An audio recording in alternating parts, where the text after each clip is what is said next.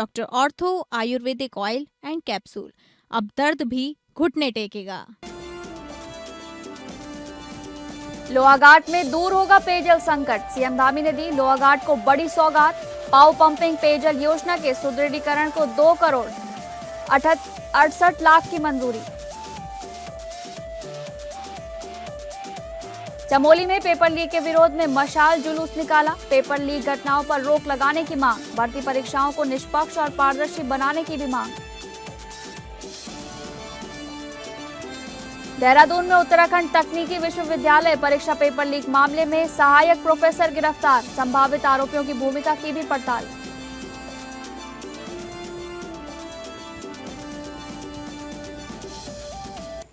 नमस्कार, आप सभी का बहुत बहुत स्वागत है उत्तराखंड न्यूज में। मैं हूं आपके साथ शालिनी राणा।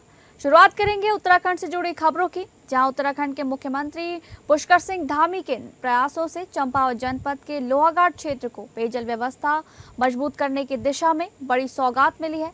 पाव पंपिंग पेयजल योजना के सुदृढ़ीकरण के लिए 268.56 लाख की वित्तीय स्वीकृति को अनुमोदन मिल गया है। इस योजना के पूरे होने से क्षेत्रवासियों को बेहतर, नियमित और गुणवत्तापूर्ण पेयजल आपूर्ति का लाभ मिलेगा। ये योजना लोहाघाट क्षेत्र की वर्तमान एवं भविष्य की पेयजल आवश्यकताओं को ध्यान में रखते हुए तैयार की गई है।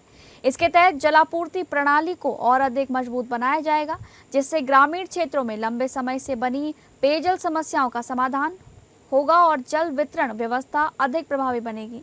मुख्यमंत्री पुष्कर सिंह धामी प्रदेश के पर्वतीय क्षेत्रों में मूलभूत सुविधाओं को सुदृढ़ करने के लिए लगातार कार्य कर रहे हैं। पेयजल जैसी आवश्यक सेवा को प्राथमिकता देते हुए राज्य सरकार विभिन्न योजनाओं को स्वीकृति प्रदान कर रही है। पाव पंपिंग पेयजल योजना की स्वीकृति भी इसी जनहितकारी सोच का हिस्सा है।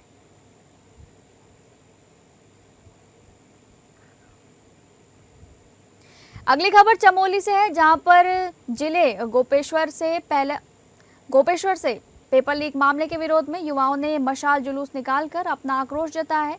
बड़ी संख्या में युवा और छात्र मशाल लेकर सड़कों पर उतरे और पेपर लीक जैसी घटनाओं पर रोक लगाने की मांग की। गोपेश्वर में आयोजित मशाल जुलूस के दौरान युवाओं ने कहा कि प्रतियोगी परीक्षाओं में पेपर लीक होने से मेहनत करने वाले लाखों छात्रों के भविष्य पर सवाल खड़े हो रहे हैं। प्रदर्शनकारियों ने सरकार से पेपर लीक मामलों की निष्पक्ष जांच कराने, दोषियों के खिलाफ सख्त कार्रवाई करने और परीक्षाओं में पारदर्शिता सुनिश्चित करने की मांग उठाई। मशाल जुलूस के दौरान युवाओं ने छात्रों के समर्थन में जमकर नारेबाजी की और कहा कि युवाओं के भविष्य के साथ किसी भी तरह का खिलवाड़ बर्दाश्त नहीं किया जाएगा।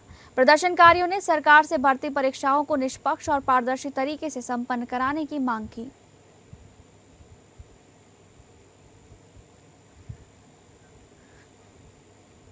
इसी कड़ी में दिल्ली के जंतर मंतर पर छात्र छात्राओं के प्रदर्शन के दौरान हुए कथित लाठीचार्ज के विरोध में शुक्रवार को रुद्रपुर में भी कांग्रेस कार्यकर्ताओं और छात्राओं ने केंद्र सरकार के खिलाफ जोरदार प्रदर्शन किया। प्रदर्शनकारियों ने भाजपा सरकार पर छात्रों की आवाज दबाने का आरोप लगाते हुए शिक्षा मंत्री से नैतिक आधार पर इस्तीफा देने की मांग की। कांग्रेस नेताओं ने कहा कि छात्रों की मांगों को सुनने के बजाय उन पर बल प्रयोग किया गया, जो लोकतांत्रिक व्यवस्था के अनुरूप नहीं है। उनका कहना था कि युवाओं के भविष्य से जुड़े मुद्दों पर सरकार को संवेदनशीलता के साथ निर्णय लेना चाहिए। प्रदर्शनकारियों ने शिक्षा व्यवस्था में सुधार और छात्रों की समस्याओं के समाधान के लिए ठोस कदम उठाने की भी मांग की है। इस दौरान केंद्र सरकार की नीतियों के खिलाफ नारेबाजी भी की गई। कांग्रेस नेताओं ने चेतावनी दी कि यदि छात्रों की मांगों पर जल्द सकारात्मक कार्रवाई नहीं हुई तो आंदोलन और व्यापक रूप उसको दिया जाएगा। प्रदर्शन शांतिपूर्ण ढंग से संपन्न है। उन्होंने यहाँ केंद्र सरकार का पुतला दहन किया है, क्योंकि पिछले दिनों जंतर मंतर दिल्ली में हमारे देश का भविष्य छात्राओं के साथ जो बदसलूकी की है पुलिस ने, उसकी हम एक तो कड़े शब्दों में निंदा करते हैं। इसके अलावा आप ये देखिए, धर्मेंद्र प्रधान का इस्तीफा होना है, आज नहीं तो कल होना है, लेकिन केंद्र सरकार हठधर्मी बनी हुई है। मैं तो ये कहना चाहूंगा, इस तरीके के नादान मंत्री क्यों रखे हुए हैं? इन मंत्रियों को इस्तीफा करा देना चाहिए। इससे पहले भी इस्तीफे हुए हैं। देखिए, हिंदुस्तान का जो भविष्य है, हिंदुस्तान के जो बच्चे हैं, वो जब से नीट पेपर लीक हुआ है उसको लेकर आक्रोशित हैं। आज दिल्ली के अंदर धरने प्रदर्शन चल रहे हैं, बड़े बड़े आंदोलन चल रहे हैं, लेकिन दुर्भाग्य की बात है कि हमारे देश के जो सरकार है, जो देश की मोदी सरकार है, जो बीजेपी सरकार है, वो हमारी बहन बेटियों के साथ बदतमीजी कर रही है। वो पानी के उनके अंदर बौछार छोड़ रही है, उनको उत्पीड़न किया जा रहा है उन लोगों का। उनके साथ जासूसी की जा रही है। देश भर में पेपर लीक के मामलों को लेकर जारी विरोध के बीच उत्तराखंड के मसूरी स्थित एमपीजी कॉलेज में भी अखिल भारतीय विद्यार्थी परिषद यानी कि एबीवीपी के बैनर तले छात्रों ने जोरदार प्रदर्शन किया। प्रदर्शन के दौरान केंद्रीय शिक्षा मंत्री धर्मेंद्र प्रधान का पुतला दहन कर उनके इस्तीफे की मांग उठाई गई। कॉलेज के मुख्य द्वार पर हुए इस प्रदर्शन का नेतृत्व कॉलेज उपाध्यक्ष अनुज पवार और विश्वविद्यालय प्रतिनिधि आशुतोष जोशी ने किया। बड़ी संख्या में छात्र छात्राओं ने पेपर लीक के खिलाफ नारेबाजी करते हुए दोषियों पर कड़ी कार्रवाई और निष्पक्ष जांच की मांग की है। छात्र नेताओं ने कहा कि पेपर लीक का मामला लाखों मेहनती छात्रों के भविष्य से जुड़ा गंभीर विषय है। उन्होंने सभी राजनीतिक दलों से इस मुद्दे पर राजनीति से ऊपर उठकर छात्रों के हित में एकजुट होने की अपील की है। प्रदर्शनकारियों ने सरकार से भविष्य में पेपर लीक रोकने के लिए प्रभावी व्यवस्था लागू करने और दोषियों को कड़ी सजा देने की मांग की है। छात्रों ने चेतावनी दी कि जब तक उन्हें न्याय नहीं मिलेगा उनका आंदोलन जारी रहेगा।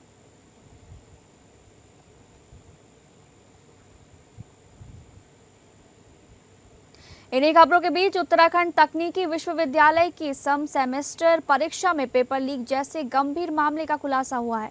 देहरादून पुलिस ने शिवालिक कॉलेज ऑफ इंजीनियरिंग के सहायक प्रोफेसर आशीष कुमार गुप्ता को छात्रों की परीक्षा से जुड़े महत्वपूर्ण प्रश्न पहले से साझा करने के आरोप में गिरफ्तार किया है।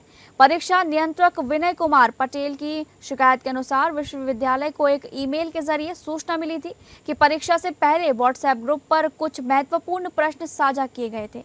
परीक्षा के बाद जब इन प्रश्नों का मूल प्रश्न पत्र से मिलान किया गया तो उनमें काफी समानता पाई गई। विश्वविद्यालय की आंतरिक जांच समिति ने भी पाया कि आरोपी सहायक प्रोफेसर ने परीक्षा से पहले छात्रों के पोर्टल और व्हाट्सएप के माध्यम से परीक्षा से जुड़े समान प्रश्न साझा किए थे, जिससे परीक्षा प्रणाली की गोपनीयता भंग हुई है।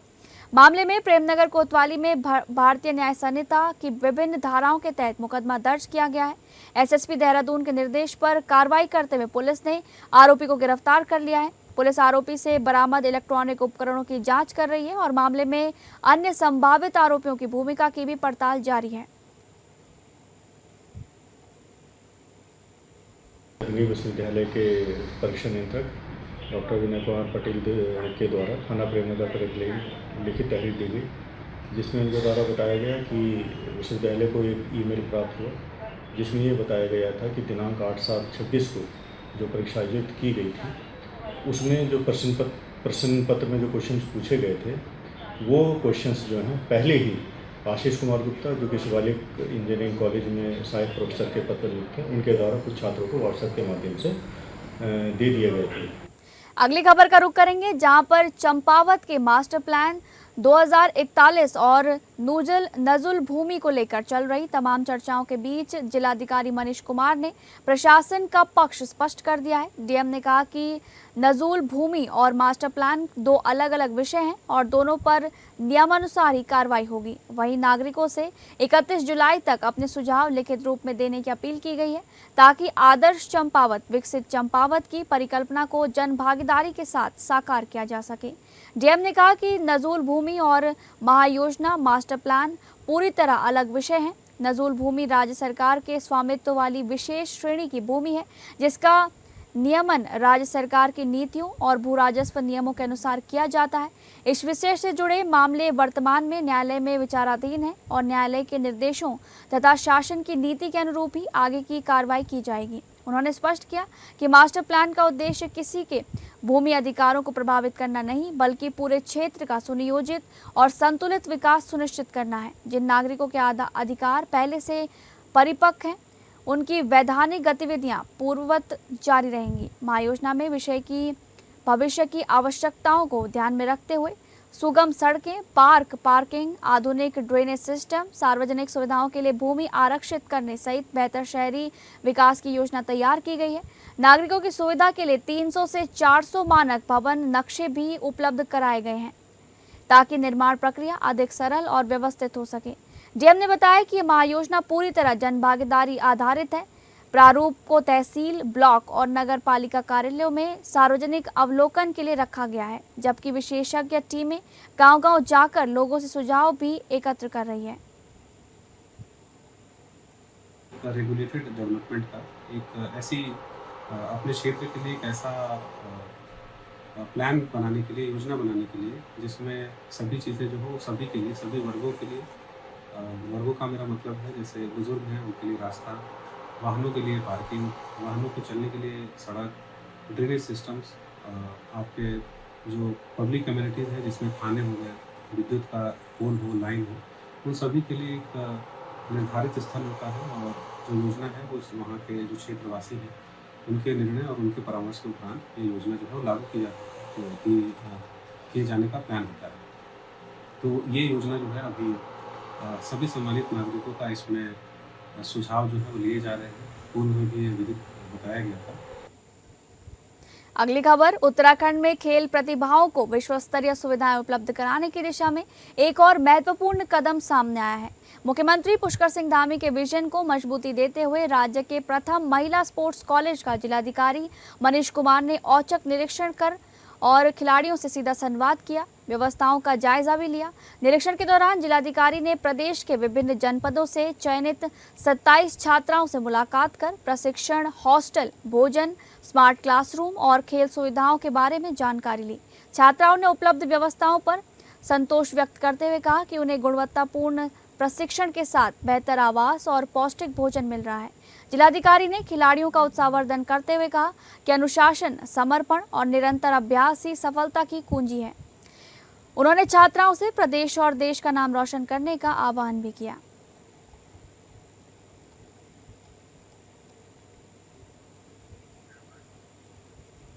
चंपावत पुलिस अधीक्षक के निर्देशन एवं क्षेत्राधिकारी चंपावत के पर्यवेक्षण में लोहाघाट पुलिस और यातायात पुलिस ने कस्बे में यातायात व्यवस्था को दुरुस्त करने के लिए संयुक्त अभियान चलाया। अभियान का नेतृत्व प्रभारी निरीक्षक कोतवाली लोहाघाट एवं यातायात प्रभारी निरीक्षक महेश प्रसाद ने किया। यातायात बुलेट पेट्रोलिंग टीम में अपर उप निरीक्षक भुवन राम कोहली और ट्रैफिक कांस्टेबल प्रशांत बोरा ने शहर के प्रमुख स्थानों पर सघन चेकिंग कर नो पार्किंग में खड़े वाहनों के खिलाफ सख्त कार्रवाई की। पुलिस को लगातार शिकायतें मिल रही थी कि अवैध पार्किंग के कारण अस्पताल जाने वाले मरीजों और एम्बुलेंस को परेशानी का सामना करना पड़ रहा है। शिकायतों का संज्ञान लेते हुए पुलिस ने मौके पर पहुंचकर यातायात सुचारू कराया और अवरोध पैदा करने वाले वाहनों पर कार्रवाई की। पंचेश्वर, पुल्ला, बाराकोट और खेतीखान तिराहा टैक्सी स्टैंड के चालकों सहित स्थानीय वाहन स्वामियों को निर्धारित पार्किंग स्थलों का ही उपयोग करने के निर्देश दिए गए। पुलिस ने स्पष्ट किया कि भविष्य में नो पार्किंग में वाहन खड़े मिलने पर और अधिक कठोर कानूनी कार्रवाई की जाएगी। लोहाघाट पुलिस ने नागरिकों से यातायात नियमों का पालन करने, एम्बुलेंस एवं अन्य आपातकालीन वाहनों को प्राथमिकता देने तथा शहर को जाम मुक्त बनाने में सहयोग करने की अपील की।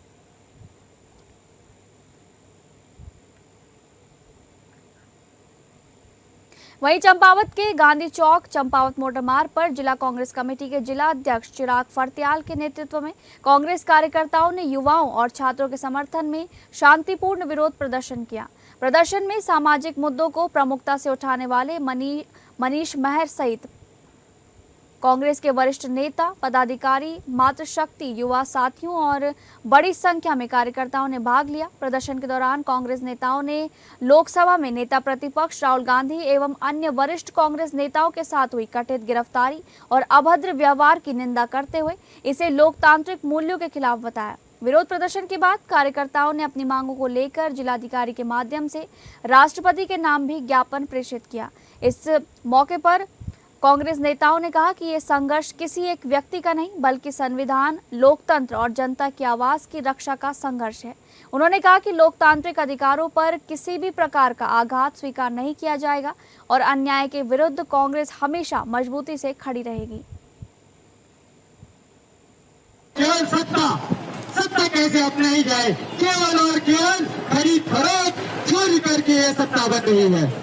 मैं इस मंच के माध्यम से मैं कहना चाहता हूँ, अब यहाँ के युवा, अब यहाँ की माताएं, अब यहाँ के बुजुर्ग कोई रुकने वाला नहीं है।